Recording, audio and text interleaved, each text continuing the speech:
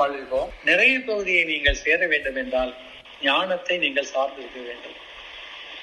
ஞானம் உங்களுக்கு வேண்டும் என்றால் நான் உங்களுக்கு வேண்டும். நான் இல்லை என்றால் ஞானம் இல்லை. நான் மெய்ப்பொருள். என்னால் மட்டும்தான் இந்த உலகிற்கு ஞானத்தை நிறைவாக வழங்க முடியும். அதை நீங்க எப்படி புரிஞ்சுக்கிறீங்கன்னு இல்லை, உங்க கையில தான் இல்லையா?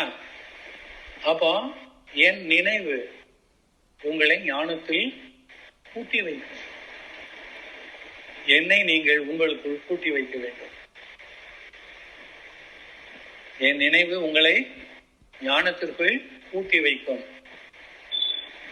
நீங்களோ என்னை உங்களுக்குள் கூட்டி வைக்கும். இறை சிந்தனை ஒன்றே வாழ்வின் அர்த்தத்தை உணர்த்தும், அடைய வேண்டிய அத்தனையும் வழங்கும். எனவே நிறைவான வாழ்வை நீங்கள் அடைவதற்குரிய வழிமுறையை இன்று நாம் கண்டோம்.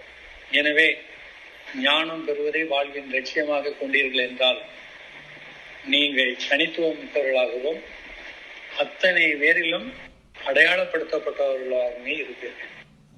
எனவே ஒரு சந்தோஷமான வாழ்க்கை உங்களுக்கு அடையட்டும். அதுக்கு வேண்டிய முயற்சிகளை இன்றைய பண்ணுங்க.